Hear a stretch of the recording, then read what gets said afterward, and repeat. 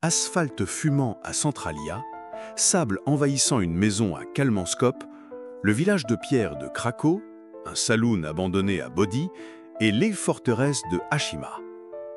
Pas de narration, seulement le son ambiant.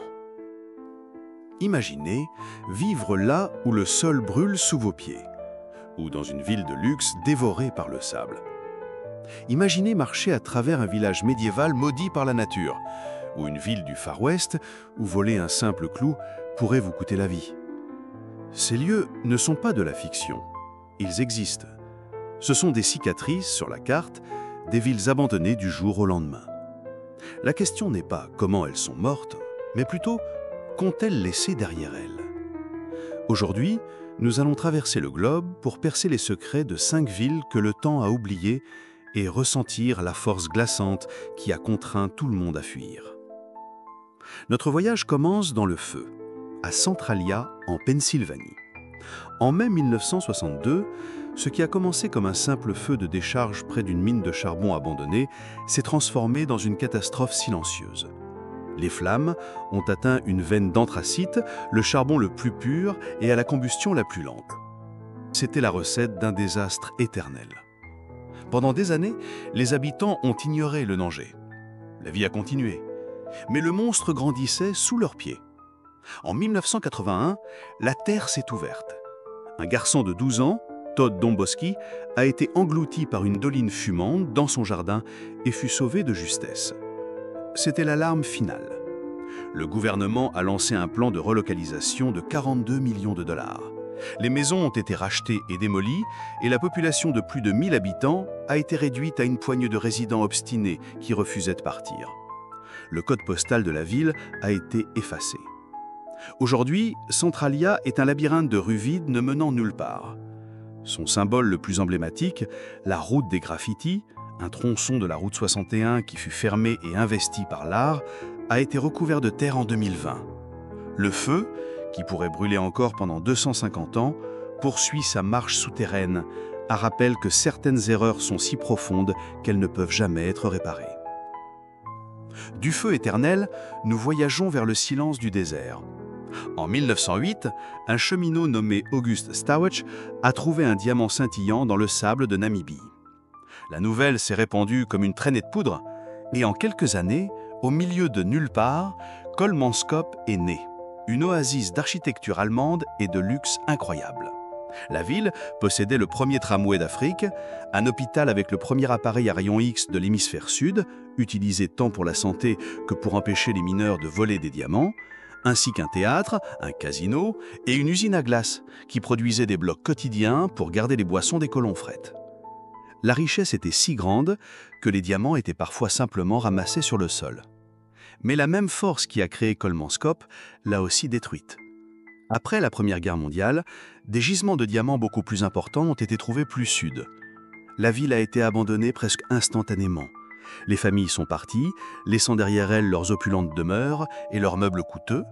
Et puis le désert, le véritable propriétaire des lieux, a entamé sa reconquête. Aujourd'hui, les dunes de sable sont les nouvelles habitantes, remplissant les salles de bal et engloutissant les baignoires en porcelaine. C'est un portrait surréaliste de la rapidité avec laquelle la cupidité peut bâtir un empire et la nature le réduire en poussière. D'une ville engloutie par le sable, nous passons à une autre qui fut trahie par la pierre. Accroquée depuis le sommet d'une colline du sud d'Italie, repose Krakow. Fondé au 8e siècle, ce village médiéval était une forteresse naturelle. Il a survécu à des siècles de peste, d'invasion et d'instabilité politique de la région. Sa tour normande et ses églises en pierre ont vu naître et mourir d'incomptables générations. Krakow semblait éternel, un lieu que les conflits humains ne pouvaient convaincre. Mais son ennemi n'était pas l'homme, mais la terre même en laquelle il avait confiance. La colline d'argile et de sable était instable. Une série de glissements de terrain aggravés par des travaux d'infrastructure a scellé son destin. En 1963, un glissement de terrain majeur a forcé l'évacuation de près de 2000 habitants vers une vallée voisine. Krakow est devenue une coquille vide, parfaitement conservée et étrangement silencieuse. Sa beauté fantomée en a fait un lieu de tournage convoité, servant de décor à des films comme La Passion du Christ et Quantum of Solace. Marcher dans ces rues aujourd'hui, c'est se promener dans un rêve brisé, où chaque pierre semble murmurer l'histoire d'une communauté qui a vaincu le monde, mais a perdu la bataille contre le sol. Mais si à Cracow, la terre est la coupable, à Bodie, en Californie, le danger a toujours été l'homme. À l'apogée de la ruée vers l'or, Bodie était un lieu si violent qu'une petite fille, en apprenant que sa famille y déménageait, aurait prié « Adieu mon Dieu, je vais à Bodie ». Avec plus de 60 saloons, la ville était un repaire de pistoleros, de voleurs et de chercheurs d'or, où les fusillades étaient quotidiennes. Le Badman de Bodie était une figure légendaire, synonyme de chaos et d'anarchie. Mais comme toute fièvre, celle de l'or est passée. Des incendies dévastateurs et des hivers brutaux ont contribué à vider la ville. Aujourd'hui, Bodie est un parc historique statal, préservé dans un état de délabrement contrôlé. Mais sa légende la plus tenace ne réside pas dans ses balles, mais dans sa malédiction. On dit que tout visiteur qui emporte un objet de la ville, un morceau de bois, une bouteille, un clou rouillé, sera maudit par la malchance, la maladie et la tragédie. Le parc reçoit des dizaines de lettres chaque année de personnes repentantes renvoyant les objets volés avec des récits de leur vie qui s'effondrent. La malédiction de Bodie sert d'avertissement final. Dans cette ville, même après sa mort, il vaut mieux laisser certaines choses tranquilles. D'une malédiction du Far West, notre destination finale est une tombe de béton dans l'Orient. Connue sous le nom de Gunkanjima ou île cuirassée pour sa silhouette imposante, Ashima était un miracle d'ingénierie et un véritable enfer sur Terre.